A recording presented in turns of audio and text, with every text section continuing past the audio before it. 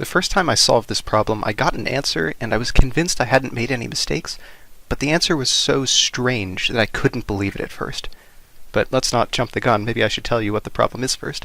So suppose we have these 1,000 people who I've put in the top row here, numbered 1 to 1,000, and we're going to call each person down to the office one by one and hand them a report card. But something strange happens when the first person goes down. He gets a random report card by mistake. So this is a random number. He could get number 1, he could get the right card, he could get number 2, he could get number 500. It's completely random. And then after that, the rules are, each person comes down, the secretary checks if that person's card is in the pile. If it is, she gives them the correct card. If it's not, she gives them a random card. And this continues until we get to the end. So that's perhaps a bit complicated. Let's think of an example. Of course, there are many ways this game could go down, but let's just pick one possible thing that could happen. So suppose person 1 goes down and accidentally gets report card 5. I don't know. So he gets 5. Person 2 goes down. The secretary looks in the pile. The only card that's missing is report card 5, so that means report card 2 is still in the pile. And by the rule that we said before, that means he gets report card 2, the right one. Person 3 goes down, 3 is still in the pile, he gets 3. 4 goes down, he gets 4. Now when person 5 goes down, her report card is not in the pile because it was given to person 1. So now she's going to get a random one. So pick another random number between 5 and 1,000. Maybe she gets card 71. And so on. Now person 6 is going to get 6, 7 gets 7, 8 gets 8. When we get up to person 71, I have to pick another random number, but I've put dot dot dots there, so we'll just ignore the rest of it. And then the question is, if we think about the probability, since many things can happen, we need to talk about probabilities. What is the probability that person 1,000 gets the right card? That person 1,000 gets report card 1,000, which is the actual report card for that person. So, question, what is the probability? Is the probability that person 1,000 gets the right card. So let me write that out. Probability that person 1,000 gets the right card. Person 1,000 who gets the right card. Or another way to say that is card 1,000, I guess. Okay. So this seems pretty complicated, not unlike the 100 coin problem. There's a lot going on.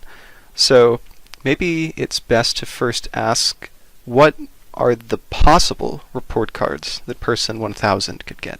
Let's maybe list the possibilities first and then determine which ones are the probable ones and find the probabilities of each. So what are the possible cards? This is our first step. Possible cards. Possible cards for person 1,000. So for instance, could person 1,000 get report card 8? So could he get 8? Just pick a random number between 1 and 1,000. So let's think about that. Could person 1,000, the last person, oh gosh, something bad. There we go. Could person 1,000 over here, the last person to go down, accidentally get report card 8? Well, let's think about this. When person 8 goes down to the office, the secretary looks in the pile, and report card 8 is either there or it's not. If it's not there, then when person 8 leaves, card 8 is still not in the pile. If it is there, then she gives report card 8 to person 8, and now report card 8 is no longer in the pile. So when person 8 leaves the office, it's not in the pile. So either way, there's only two possibilities, but either way, when person 8 leaves the office, report card 8 is no longer in the pile. We're sure of that. So if 8 is not in the pile when person 8 leaves, there's no way that person 1,000 is getting that card. It's just not in the pile by the time he gets there. So the answer to that first question is no. So could he get 8? No. Card 8 is not in the pile. Is not in the pile. When person 8 leaves. And if it's not there when person 8 leaves, it's certainly not there when by the time person 1,000 gets there. Person 8 leaves. Okay, but you can see maybe that the same kind of argument applies for most of these other numbers, right? For person 2, Report card 2 is certainly not in the pile when he leaves. Person 3, 4, 5, blah, blah, blah. So it seems like person 1000, and I've intentionally not included report card 1, so person 1000 can't get these. 1000 can't get these. Can't get that. Okay. Why is report card 1 different? Well, report card 1 had a different rule. The secretary didn't have the same rule where she checks the pile and gives report card 1 to person 1, because that was a different thing. We said person 1 got a random card.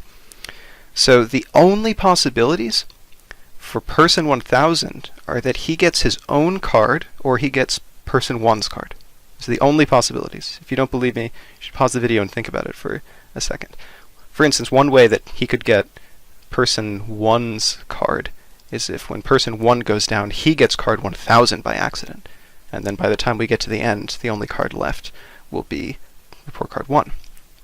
So only possibilities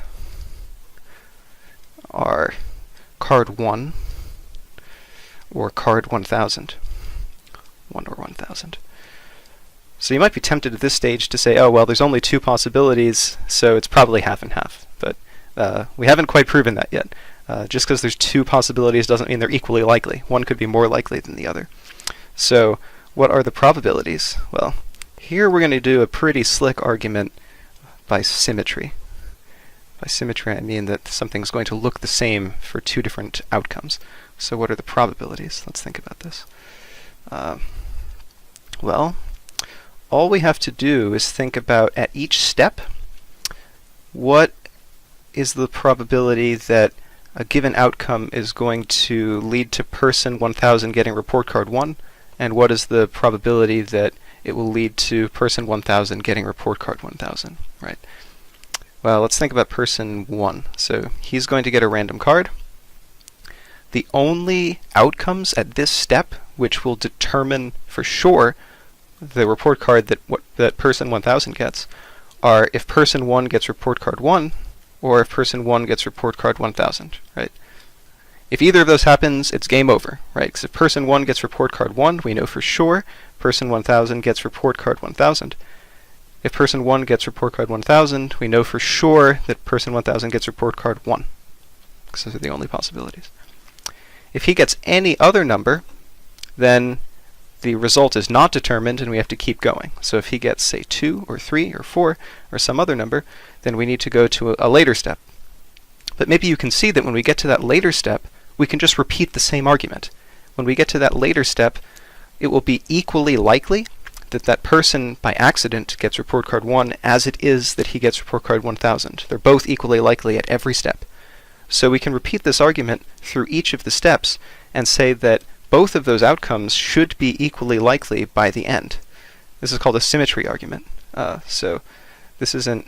for some reason my pen just got much bolder than I wanted it to be. Okay, so this is what's called a symmetry argument. And I haven't really written this out very carefully. I'll try to explain it better in the text solution, but hopefully you at least get the gist of the idea here. So by symmetry, the 2... and my card...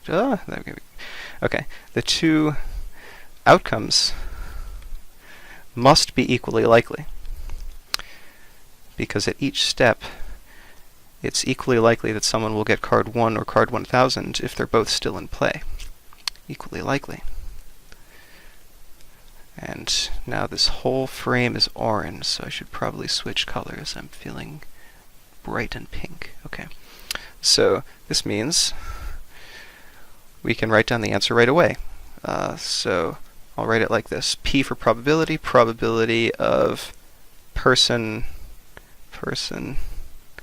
1000 gets card 1000. There's 2 possibilities. He either gets 1 or 1000, and we've argued that they are equally likely. Person 1000 equals 1/2. I found this very strange when I first solved this problem. I forget how long it took me. It was very confusing. But the strange thing is, nowhere in that argument did we use the actual number of people, the fact that there's 1,000 of them, right? You could have said there's 200 people, or 10,000 people, or 1,000,000 people, and we would have made the same argument, and we still would have found the probability that the last person gets the right card would still be 1/2. I found that kind of remarkable. It just shows that our brains are kind of really bad at thinking correctly about probability. This is what we call a counterintuitive result. Your intuition, or what your brain thinks should be the case, is actually not the case at all. So that concludes our kind of mathy pen and paper solution, and if I have the energy later today or tomorrow perhaps, I will show you a Python program I wrote to simulate this. Because when I found the answer, I was not at all convinced that was right. It seems weird. So I wrote a Python program to simulate it and actually check whether the probability is 1/2. And as it turns out, it is. So the answer is correct. But that will be it for this video, at least. So I hope you enjoyed that problem. It's rather hard, and you may not have been able to figure it out without hints, but I think it's quite satisfying once you see the whole thing. Good. Okay, that's all for now.